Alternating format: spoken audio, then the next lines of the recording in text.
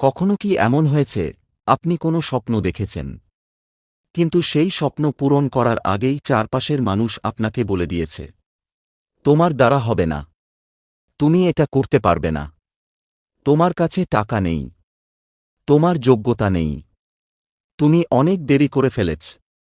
আর সবচেয়ে ভয়ঙ্কর কথাটা হল এটা অসম্ভব। কিন্তু একটা কথা মনে রাখবেন, অসম্ভব বলে পৃথিবীতে কিছু নেই।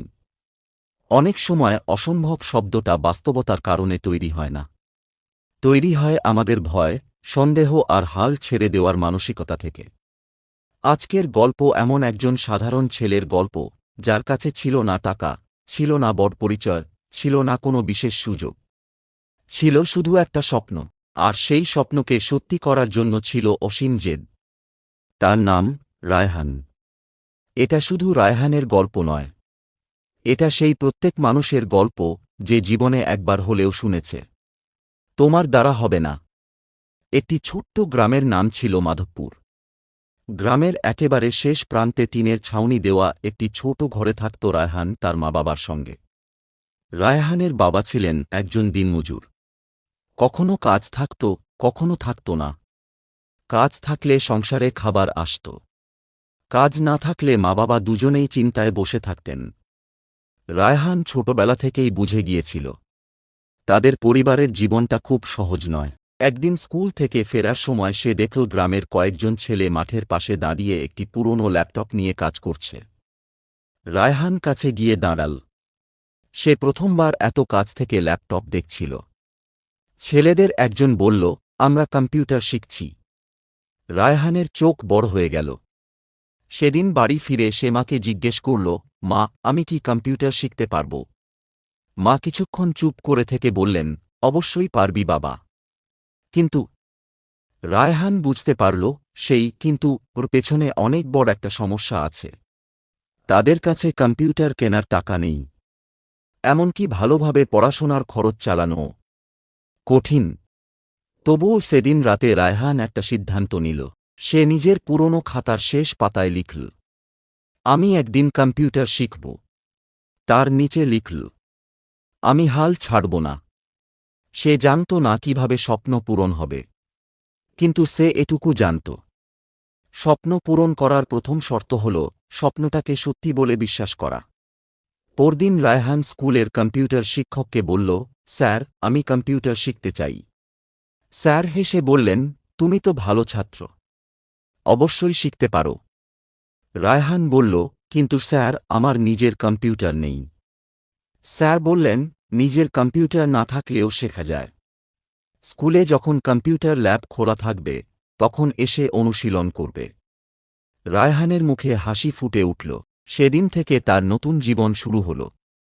স্কুল ছুটি হওয়ার পর অন্যরা বাড়ি চলে যেত, রায়হান থেকে যেত কম্পিউটার ল্যাবে। প্রথম দিন সে শুধু মাউস নাড়ানো শিখল, দ্বিতীয় দিন কিবোর্ডে নিজের নাম লিখল, তৃতীয় দিন একটা ছোট্ট ফাইল তৈরি করল। তার মনে হচ্ছিল সে যেন নতুন একটা পৃথিবীর দরজা খুলে ফেলেছে। কিন্তু সবাই তার এই আগ্রহকে ভালোভাবে নিল না। একদিন কয়েকজন বন্ধু তাকে দেখে হাসতে হাসতে বলল, তুই আবার কি হবি? রায়হান বলল, আমি কম্পিউটার নিয়ে কাজ করব। তারা হেসে বলল, তুই? তোর তো নিজের কম্পিউটারই নেই। আগে নিজের ঘরটা ঠিক কর, তারপর বড় স্বপ্ন দেখিস। সবাই চলে গেল। রায়হান একা কম্পিউটার ল্যাবে বসে রইল। তার চোখে পানি চলে এসেছিল। সে চাইলেই সেদিন বাড়ি ফিরে যেতে পারত, কিন্তু সে কম্পিউটারের স্ক্রিনের দিকে তাকিয়ে ধীরে ধীরে বলল, আমার কাছে আজ কম্পিউটার নেই, কিন্তু তাই বলে আগামীকালও থাকবে না, এটা কে বলেছে? কিছুদিন পর রায়হানের বাবা গুরুতর অসুস্থ হয়ে পড়লেন। সংসারের আয় প্রায় বন্ধ হয়ে গেল। মায়ের পক্ষে একা সব সামলানো সম্ভব ছিল না। রায়হান বুঝতে পারল তাকে পড়াশোনার পাশাপাশি কাজ করতে হবে। সে গ্রামের একটি ছোট দোকানে কাজ শুরু করল। সকাল থেকে স্কুল, স্কুলের পর দোকানে কাজ, রাতে বাড়িতে ফিরে পড়াশোনা। তারপর যখন সবাই ঘুমিয়ে যেত তখন সে পুরনো একটা মোবাইল নিয়ে কম্পিউটার শেখার ভিডিও দেখত। মোবাইলটির স্ক্রিন ভাঙা ছিল, ইন্টারনেটও সবসময় থাকত না, অনেক সময় ভিডিও আটকে যেত। তবুও রায়হান অপেক্ষা করত। একটি ভিডিও শেষ হওয়ার পর পরবর্তী ভিডিও দেখত। সে একটা পুরনো খাতায় প্রতিদিন নতুন নতুন বিষয় লিখে রাখত। কোনো বিষয় বুঝতে না পারলে পরের দিন আবার চেষ্টা করত। কিন্তু শরীর আর কতটা সহ্য করবে। এক রাতে কাজ করতে করতে রায়হান ক্লান্ত হয়ে মেঝেতে বসে পড়ল। তার চোখ দিয়ে পানি পড়ছিল। সে নিজের কাছেই বলল, আমি কি সত্যিই পারব? সেই মুহূর্তে পাশ থেকে তার মা বললেন, কি হয়েছে বাবা? রায়হান বলল, মা, মনে হয় আমি পারব না। মা তার পাশে বসে বললেন, তুই জানিস নদী পাথর ভাঙে কিভাবে? রায়হান চুপ করে রইল। মা বললেন, একবার আঘাত করে না, বারবার আঘাত করে। একদিনে কিছু হয় না বাবা, কিন্তু প্রতিদিন চেষ্টা করলে একদিন পাথরও ভেঙে যায়। রায়হান মায়ের দিকে তাকিয়ে রইল। মা বললেন, তুই আজ পারিসনি, এটা সত্যি। কিন্তু তাই বলে তুই কোনোদিন পারবি না, এটা সত্যি নয়। সেই রাতেই রায়হান আবার খাতা খুলে বসে গেল। 2 বছর ধরে রায়হান নিজে নিজে কম্পিউটার শেখার চেষ্টা করল। ধীরে ধীরে সে ওয়েবসাইট তৈরি করা শিখল, গ্রাফিক ডিজাইন শিখল, ভিডিও এডিটিং শিখল। তারপর একদিন সে অনলাইনে কাজ পাওয়ার চেষ্টা করল। একটি কাজের জন্য আবেদন করল, তারপর আরেকটি, তারপর আরও 10টি। কেউ উত্তর দিল না। 1 মাস চলে গেল, 2 মাস চলে গেল, 3 মাস চলে গেল। একদিন সে একটি মেসেজ পেল, আপনার কাজ আমাদের প্রয়োজন অনুযায়ী নয়। রায়হানের মন ভেঙে গেল। সে ভাবল, হয়তো সবাই ঠিকই বলেছিল, হয়তো আমার দ্বারা হবে না। সে কয়েকদিন কম্পিউটার স্পর্শ করল না। এক রাতে তার বাবা তাকে ডাকলেন। বাবা তখনও অসুস্থ। তিনি বললেন, তুই কাজ বন্ধ করে দিয়েছিস কেন? রায়হান বলল, কেউ আমার কাজ চায় না। বাবা কিছুক্ষণ চুপ করে থাকলেন। তারপর বললেন, তুই যখন ছোট ছিলি হাঁটতে গিয়ে কতবার পড়েছিলি? রায়হান বলল, জানি না। বাবা মৃদু হেসে বললেন, তখন কি তুই বলেছিলি, আমি আর হাঁটব না? রায়হান চুপ। বাবা বললেন, পড়ে যাওয়া ব্যর্থতা নয়, পড়ে গিয়ে আর না ওঠাই ব্যর্থতা। এই কথাটা রায়হানের মনে গভীরভাবে গেঁথে গেল। সে আবার কাজ শুরু করল। কিন্তু এবার সে শুধু কাজ শেখার চেষ্টা করল না, সে নিজের ভুল খুঁজতে শুরু করল। তার পুরনো কাজগুলো দেখল। যেখানে ভুল ছিল ঠিক করল। অন্যদের কাজ দেখল।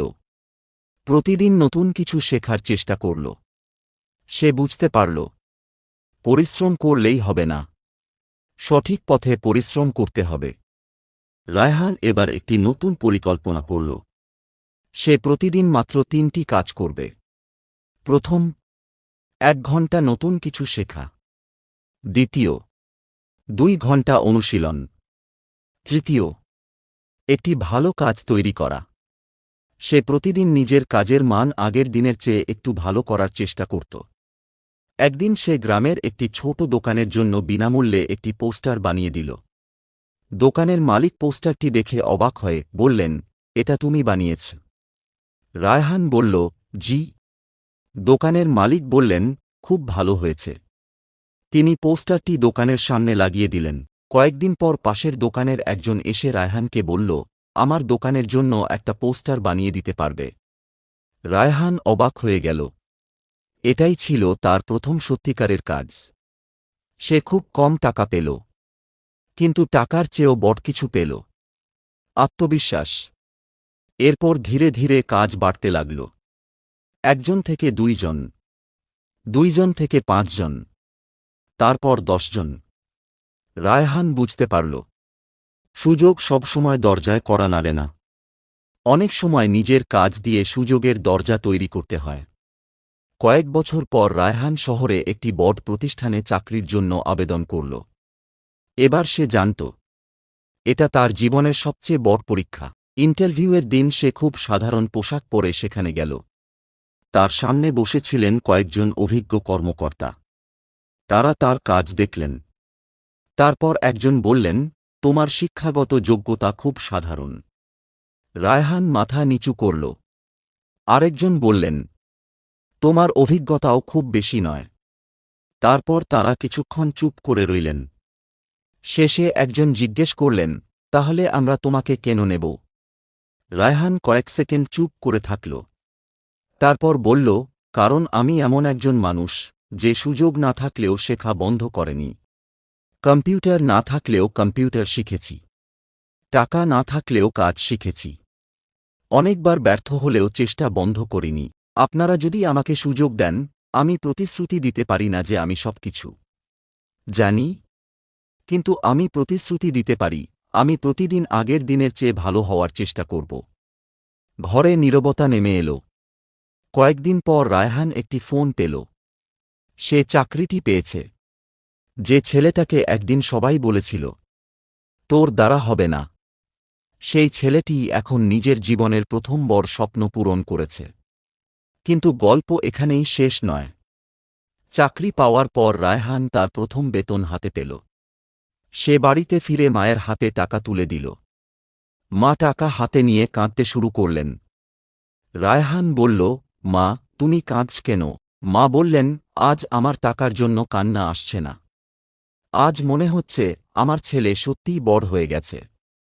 রায়হান মায়ের হাত ধরে বলল, মা, আমি একা এটা করিনি। তুমি যদি সেদিন আমাকে বলতে অসম্ভব, তাহলে হয়তো আমি সত্যিই হাল ছেড়ে দিতাম। মা মৃদু হেসে বললেন, আমি তোকে শুধু একটা কথা বলেছিলাম, পরে গেলে উঠে দাঁড়াবি। রায়হান বলল, আর আমি আজও সেটাই করি। কিছুদিন পর রায়হান গ্রামের কয়েকজন দরিদ্র ছেলেমেয়েকে বিনামূল্যে কম্পিউটার শেখানো শুরু করল। একদিন সেই একই গ্রামের একটি ছেলে তাকে জিজ্ঞেস করল, ভাইয়া, আমার তো কম্পিউটার নেই, আমি কি শিখতে পারব? রায়হান হাসল। সে ছেলেটির হাতে একটি পুরনো ল্যাপটপ দিয়ে বলল, কম্পিউটার না থাকলে আমরা একটা ব্যবস্থা করব, কিন্তু একটা জিনিস তোমার নিজের থাকতে হবে। ছেলেটি জিজ্ঞেস করল, কি? রায়হান বলল, বিশ্বাস। রায়হানের গল্প আমাদের একটা বড় শিক্ষা দেয়। জীবনে আপনার কাছে সবকিছু একসঙ্গে থাকবে না। হয়তো টাকা থাকবে না, হয়তো সুযোগ থাকবে না, হয়তো পরিবার আপনাকে বুঝবে না, হয়তো বন্ধুরা হাসবে, হয়তো প্রথম 10 বার চেষ্টা করেও আপনি ব্যর্থ হবেন। কিন্তু মনে রাখবেন, ব্যর্থতা আপনার পরিচয় নয়। আপনি কতবার পড়েছেন সেটা গুরুত্বপূর্ণ নয়। গুরুত্বপূর্ণ হল আপনি কতবার উঠে দাঁড়িয়েছেন। আজ যদি আপনার স্বপ্ন খুব বড় মনে হয়, ভয় পাবেন না। আজ পুরো পাহাড়ে উঠতে হবে না, শুধু প্রথম ধাপটা নিন। আজ যদি আপনি 10 ঘন্টা কাজ করতে না পারেন, 1 ঘন্টা করুন। 1 ঘন্টাও সম্ভব না হলে 10 মিনিট করুন। কিন্তু থামবেন না, কারণ বড় পরিবর্তন একদিনে আসে না। ছোট ছোট প্রচেষ্টা একদিন বড় ফলাফল তৈরি করে।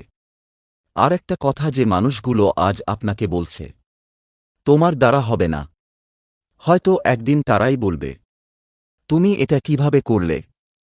সেদিন তাদের উত্তর দেওয়ার দরকার নেই। আপনার সাফল্যেরই উত্তর হয়ে যাবে। তাই আজ থেকে নিজের কাছে একটা প্রতিজ্ঞা করুন, আমি ধীরে চলব, কিন্তু থামব না। আমি ব্যর্থ হব, কিন্তু হাল ছাড়ব না। আমি পড়ব, আবার উঠব। কারণ অসম্ভব কোনো দেয়াল নয়। অসম্ভব হল এমন একটি দরজা, যার চাবি তৈরি করতে হয় পরিশ্রম, ধৈর্য আর বিশ্বাস দিয়ে। আপনার স্বপ্ন যত বড়ই হোক, শুরুটা আজই করুন। কারণ আপনার জীবনের সবচেয়ে সুন্দর অধ্যায়টি হয়তো